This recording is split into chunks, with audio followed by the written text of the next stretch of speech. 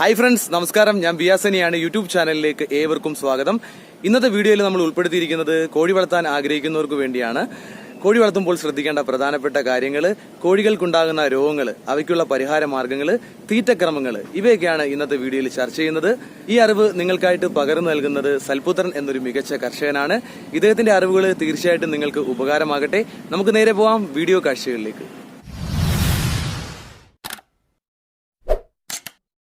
സൽപുത്രൻ ചേട്ടാ, കോഴികൾക്കുണ്ടാകുന്ന രോഗങ്ങൾ, അവയ്ക്കുള്ള പരിഹാര മാർഗങ്ങൾ, തീറ്റക്രമങ്ങൾ, ഇവയൊക്കെ ഒന്ന് പറഞ്ഞു തരാമോ?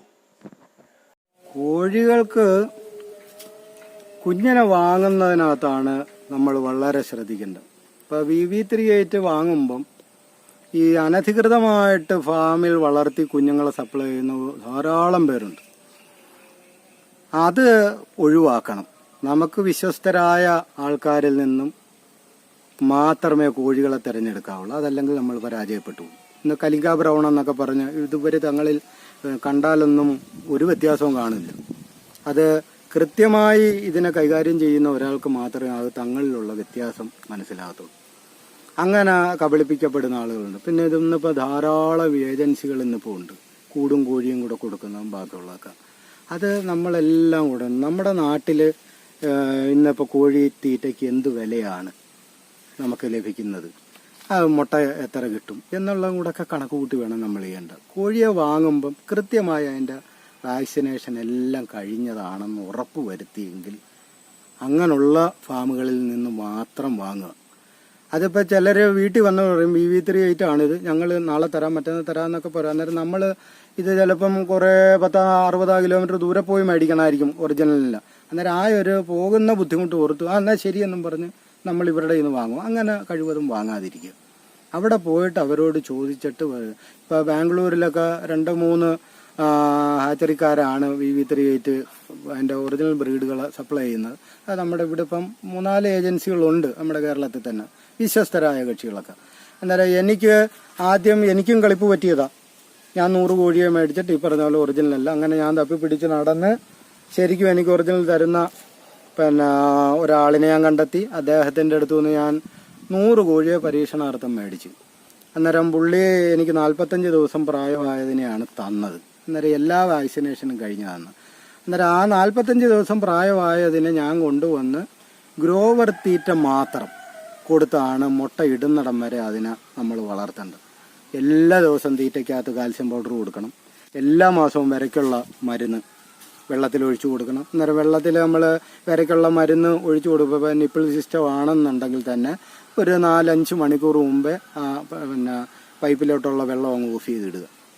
ഓഫ് ചെയ്തിട്ടിട്ട് 10 ലിറ്റർ വെള്ളമാണ് ഒരു ദിവസം കോഴി കുടിക്കുന്നതെങ്കിൽ ഒരു 5 ലിറ്റർ വെള്ളത്തിനകത്തോട്ട് നമ്മുടെ വിരയുടെ മരുന്ന്, അതായത് ഒരു കോഴിക്ക് 1 മില്ലി കിട്ടത്തക്ക രീതിയിൽ ആ വെള്ളത്തിലോട്ട് നമ്മൾ മരുന്ന് ഒഴിക്കുക. ഒഴിച്ചിട്ട് ഈ 4 മണിക്കൂറായി കഴിയുമ്പോൾ കോഴിയൊക്കെ നല്ല വെള്ളം കുടിക്കാൻ നല്ല ദാഹം പിടിച്ച് നിൽക്കുന്ന ടൈമായിരിക്കും. നമ്മൾ ഈ വെള്ളം തുറന്ന് വിട്ട് കൊടുത്തു കഴിഞ്ഞാൽ ഏതാണ്ട് 1 മണിക്കൂർ കൊണ്ട് ഈ മുഴുവൻ വെള്ളവും അത് കുടിച്ച് തീർക്കും. അന്നേരം ഒട്ടും നമുക്ക് വേസ്റ്റ് പോകുന്നില്ല. അന്നേരം ആ വിരയുടെ മരുന്നായി. പിന്നെ തീറ്റ ഇടുമ്പോഴെന്ന് പറഞ്ഞാൽ 2 നേരമായിട്ട് തീറ്റ ഇടുക. ഇപ്പം മുട്ടയിടുന്ന ഒരു കോഴിക്ക് കൊടുക്കേണ്ട തീറ്റ എന്ന് പറഞ്ഞാൽ 100-110 ഗ്രാം തീറ്റയാണ് അതിന് നൽകേണ്ടത്.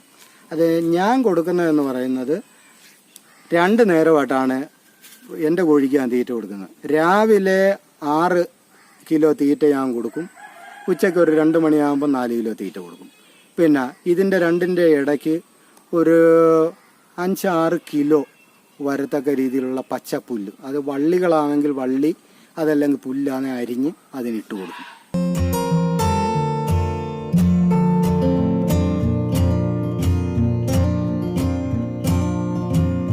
എനിക്ക് 100 കോഴിക്ക് 98 മുട്ട വരെ കിട്ടിയിട്ടുണ്ട്.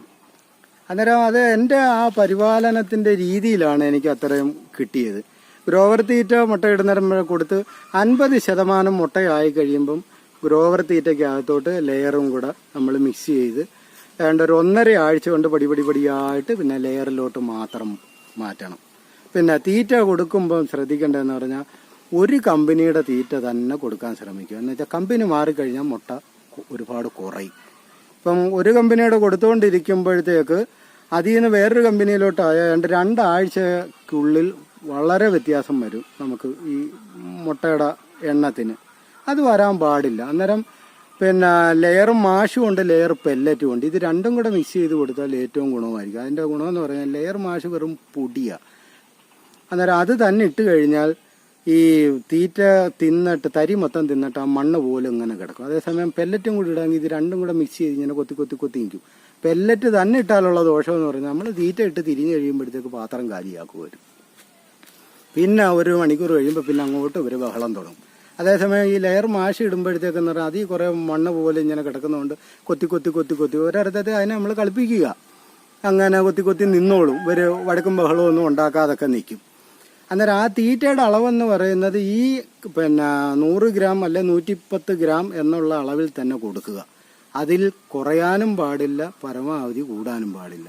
കോഴിക്ക് ഒരെണ്ണത്തിന് ഇപ്പോൾ 250 ഗ്രാം തീറ്റ കൊടുത്താലും അത് കഴിക്കും. പക്ഷെ ഒരു ദിവസം ഒരു മുട്ടയെ അത് കിടത്തുള്ളൂ. അതുകൊണ്ട് നമുക്ക് യാതൊരു ഗുണവും അതിൽ നിന്നൊന്നും ഉണ്ടാകത്തില്ല. അന്നേരം ഇത് ഇങ്ങനെ കൃത്യമായിട്ട് കാൽക്കുലേറ്റ് ചെയ്ത് കൊണ്ടുപോയെങ്കിൽ മാത്രമേ നമ്മുടെ ഇവിടെ ഇതെല്ലാം വിജയിക്കത്തുള്ളൂ. എന്ന് വെച്ചാൽ തീറ്റയ്ക്ക് നമുക്ക് ഓരോ ദിവസം കഴിയും തോറും പടിപടിയായിട്ട് വില വർധനവാണ്. മുട്ടയ്ക്ക് അതനുസരിച്ച് വില കിട്ടത്തതുമില്ല. അപ്പോൾ നമ്മൾ ചെയ്യേണ്ടതെന്ന് പറയുന്നത് ഈ പുല്ലിൻ്റെ അളവ് ഇച്ചിരി കൂട്ടിക്കൊടുക്കുക. പിന്നെ നമുക്ക് പ്രാദേശികമായിട്ട് കിട്ടുന്നത് ഈ ഗോതമ്പ്, അരി ഇതുപോലുള്ളതൊന്നും ആദ്യകാലങ്ങളിൽ കഴിവതും കൊടുക്കരുത്. VV3 പോലുള്ളതിനെന്ന് പറഞ്ഞാൽ ഒരു 9 മാസമെങ്കിലും മുട്ടയിട്ട് കഴിഞ്ഞതിന് ശേഷം മാത്രമേ തീറ്റയ്ക്കകത്ത് 1 കിലോയോ 2 കിലോയോ പിന്നെ ഗോതമ്പ് ചേർത്ത് കൊടുക്കാറുള്ളൂ. അതല്ലെങ്കിൽ മുട്ട ഉൽപ്പാദനം ഈ പറയുന്നത് പോലെ നമുക്ക് കിട്ടത്തില്ല. പിന്നെ വിര ഇളക്കുന്നതെന്ന് പറയുന്നത് എല്ലാ മാസവും വിര ഇളക്കുന്നത് നല്ലത് തന്നെ. നല്ല മുട്ട ഉൽപ്പാദനം കുറയും. അതിനോടൊപ്പം തന്നെ നമ്മൾ കോഴിക്ക് തീറ്റ ഇടുമ്പം എല്ലാ കോഴിയും നമുക്ക് ഒരു നിരീക്ഷണം ഉണ്ടായിരിക്കണം. അതിന് കണ്ണിന് എന്തെങ്കിലും കുഴപ്പമുണ്ടോ, അല്ലെങ്കിൽ തീറ്റ തിന്നാൻ മടി കാണിക്കുന്നുണ്ടോ, പുറന്നോട്ട് മാറിയിരിക്കുന്നുണ്ടോ, അതിലെ തൂങ്ങിയിരിക്കുന്നുണ്ടോ, അങ്ങനെയുള്ളതൊക്കെ നമ്മൾ നോക്കണം. അത് ആദ്യപടിയായി കണ്ടുപിടിച്ച് ആദ്യപടിയായി തന്നെ മരുന്ന് കൊടുത്തു കഴിഞ്ഞാൽ ഇപ്പോൾ ഒന്ന് തൂങ്ങിയിരിക്കുകയാണ് ഒരു പനിയുടെ ലക്ഷണമാണ്. ഉടൻ തന്നെ നമ്മൾ മനുഷ്യർ കഴിക്കുന്ന പാരസെറ്റാമോളിൻ്റെ ഒരു ഗുളികയുടെ പകുതി മുറിച്ച് 2 കൊക്കും കൂടെ ഒന്ന് അകർത്തിയിട്ട് ഗുളിക അകത്തോട്ട് വെച്ച് ലേശം വെള്ളം ഒഴിച്ച് ആ കൊക്കൊന്ന് ഒരു 2 മിനിറ്റ് ഇങ്ങനെ നടത്തി പിടിക്കാമെങ്കിൽ അങ്ങ് ഇറക്കിക്കൊള്ളൂ. ഇത് സ്വാഭാവികമായിട്ട് അത് ഒരു 2 നേരം കൊടുത്തു കഴിയുമ്പോൾ പിന്നെ ആൾ നല്ല ഉന്മേഷവാനായി. അതല്ല മറ്റു മരുന്നുകളുണ്ട്. അന്നേരം തന്നെ ഇത് ചെയ്യേണ്ടത് ആ ഒരു രോഗം കാണുമ്പോൾ തന്നെ പുള്ളി ആ കൂട്ടിൽ നിന്ന് മാറ്റണം. കൂട്ടത്തിലിടരുത്. മാറ്റി വേറെ വാർപ്പിച്ചിട്ട് ഈ മരുന്ന് കൊടുത്ത് ആൾ എല്ലാം നോർമലായി കഴിയുമ്പോൾ വീണ്ടും കൂട്ടിനകത്ത് കൊണ്ടിടുക. കൂട്ടിലിടുമ്പം ഒന്ന് ശ്രദ്ധിക്കേണ്ടത് ഒരേ കൂട്ടിലിട്ട് നമ്മൾ എടുത്ത് 4 ദിവസമോ 5 ദിവസമോ കഴിഞ്ഞ് തിരികെ ഇടുമ്പം പകൽ സമയങ്ങളിൽ കൂട്ടിക്കൊണ്ടിടരുത്. ബാക്കി കിടക്കുന്ന കോഴിയെല്ലാം കൂടി ഇതിനെ കൊത്തും. അത് പിന്നെ രാത്രി, അതായത് ഒരു സന്ധ്യ മയങ്ങി കഴിഞ്ഞതിന് ശേഷം കൊണ്ട് ഇടാവുള്ളൂ. അതല്ലെങ്കിൽ അവരുടെ കൂട്ടത്തിൽ കിടന്നാലും ഇവരെല്ലാവരും കൂടി ഇതിനെ കൊത്തിക്കളയും. അന്നേരം അങ്ങനെയുള്ള ഇതാകരുത്. പിന്നെ കോഴിയെ വാങ്ങുമ്പോൾ ചുണ്ട് കരിച്ച കോഴിയെ നോക്കി വാങ്ങണം. അവരോട് ചോദിക്കണം ഇത് ചുണ്ട് കരിച്ച, അതല്ലെങ്കിൽ കൊത്തിന് സാധ്യത കൂടുതലാണ്. അതല്ല 10-50 കോഴിയൊക്കെ ആണെങ്കിൽ പിന്നെ ഇവിടെ കൊണ്ടുവന്നിട്ട് നമുക്ക് നൈൽ കട്ടർ വെച്ച് വേണമെങ്കിൽ മേച്ചുണ്ട് ലേശം കട്ട് ചെയ്ത് വിട്ടു കൊടുക്കണം. അതല്ലെങ്കിൽ ഇത് കൊത്തലിൻ്റെ സ്വഭാവം ഉണ്ടാകും. പിന്നെ കൊത്താതിരിക്കാനുണ്ടെങ്കിൽ ഈ കടനാക്ക് അങ്ങനെയുള്ള ചില സാധനങ്ങളൊക്കെ ഉണ്ട്.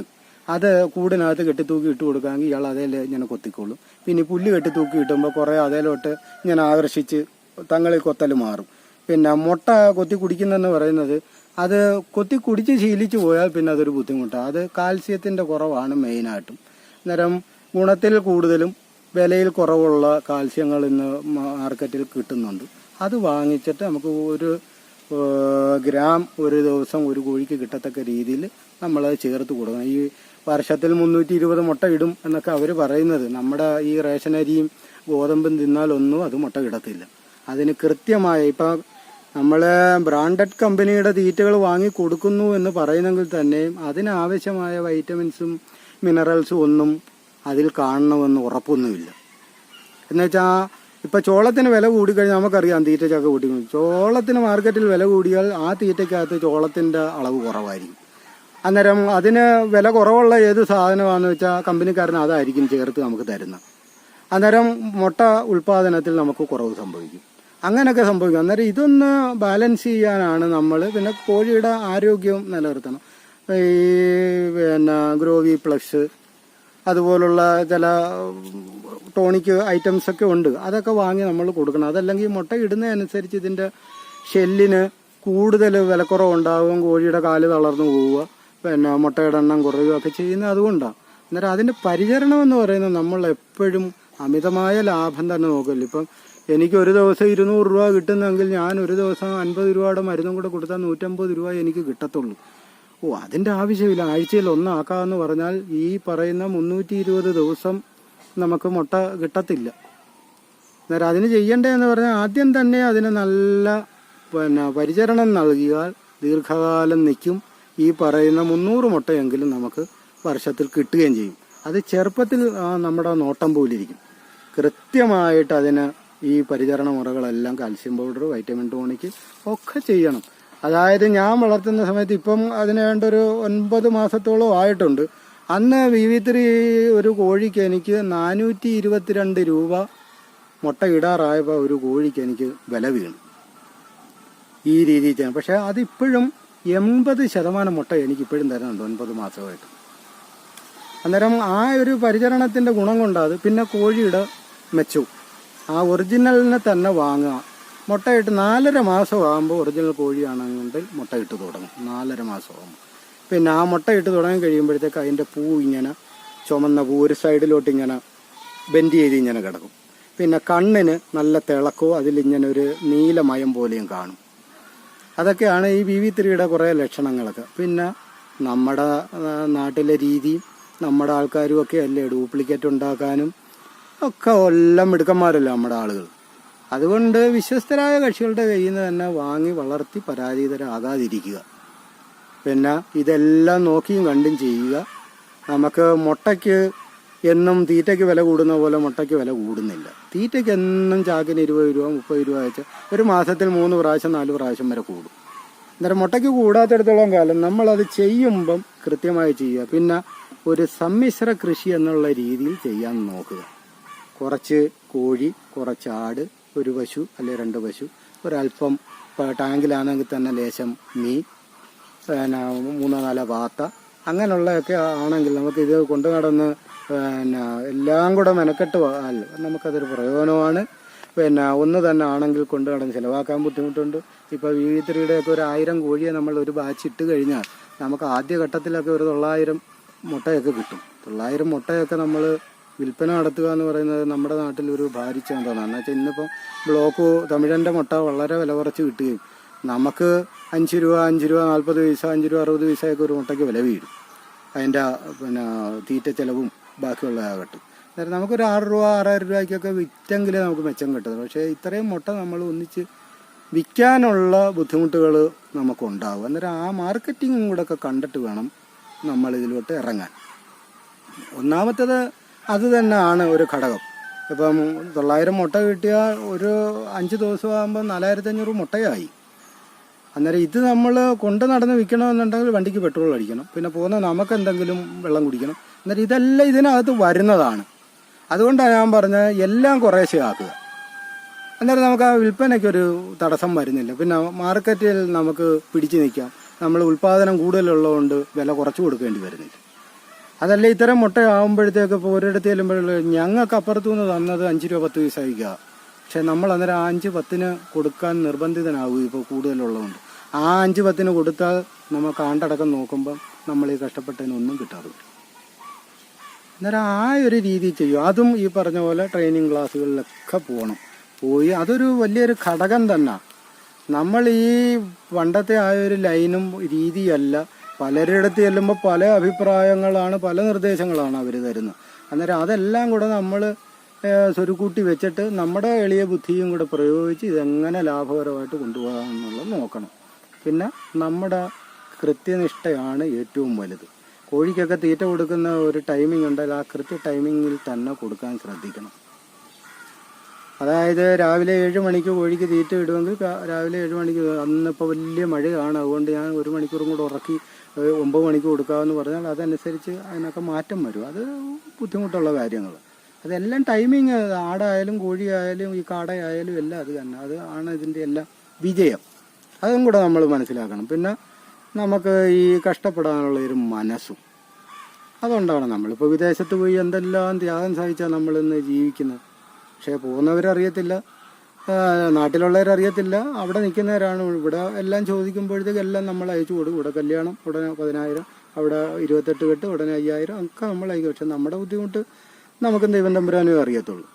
പക്ഷെ നമ്മളിവിടെ വന്ന് ഇത് ചെയ്യണം. പിന്നെ പലർക്കും നാട്ടിൽ വന്ന് ഇതൊക്കെ ചെയ്യുമ്പോഴത്തേക്ക് ഒരു 4 ജോലിക്കാരില്ലാതെ ചെയ്യാൻ ചിലർക്ക് ഒരു ബുദ്ധിമുട്ട് ആളുകളുണ്ട്. ഞാനിവിടെ വന്ന് കോഴി വളർത്തില്ല, ആ ബുദ്ധിമുട്ടങ്ങ് മാറ്റി വെക്കണം. നമ്മൾ അന്യരാജ്യത്ത് പോയി അന്യ ആളുകൾക്ക് വേണ്ടി എന്തെല്ലാം നമ്മളവിടെ പണി ചെയ്യും. ഇത് നമ്മുടെ സ്വന്തം നാട്ടിൽ നമ്മളെ അറിയുന്നവർ, നമ്മുടെ നാട്ടുകാർ, ബന്ധുക്കൾ, വീട്ടുകാർ എല്ലാവരും അല്ലേ.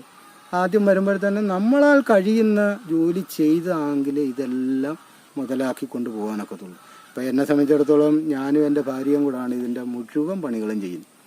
അന്നേരം ഞങ്ങൾക്കൊരു ജോലി കൂലി എന്നുള്ള രീതിയിൽ തന്നെയാണ് ഞങ്ങൾക്ക് ഈ കിട്ടുന്ന ആദായം. അതുകൊണ്ടാണ് ഞങ്ങൾ പിടിച്ചു നിൽക്കുന്നത്. എന്നെ കൂടെ ട്രെയിനിങ്ങിന് വന്ന കോഴി വളർത്തലിനൊക്കെ വന്നവർ ഏതാണ്ട് ഒരു 70% ആൾക്കാരും പൂട്ടിപ്പോയി. എന്നുവെച്ചാൽ അവരെല്ലാം ഈ പറഞ്ഞാൽ വന്ന 500, 1000 തുടങ്ങി 1-2 അന്യസംസ്ഥാന തൊഴിലാളികളെയൊക്കെ വെച്ച് അവർക്ക് ഫുഡ്, അക്കോമഡേഷൻ ഒക്കെ കൊടുത്തു കഴിയുമ്പോൾ അതിനകത്തുനിന്നും നമുക്ക് കാര്യമായ വരുമാനം കിട്ടത്തില്ല അവരുടെ അതും കൂടെ കഴിയുമ്പോൾ. അന്നേരം അതും കൂടെ നമ്മൾ ശ്രദ്ധിക്കണം. നമ്മളിപ്പോൾ പുറത്ത് പോയി പണിയെടുത്താൽ കിട്ടുന്നതിൻ്റെ അത്രയും പോലും യഥാർത്ഥത്തിൽ നമ്മളിത് ചെയ്യുമ്പോൾ നമ്മുടെ വീട്ടിൽ നിന്നാൽ കിട്ടത്തില്ല. പിന്നെ പുറത്ത് പോകുമ്പോൾ കിട്ടാത്ത ഒരു ആത്മസംതൃപ്തി നമുക്ക് നമ്മുടെ വീട്ടിൽ കിട്ടും.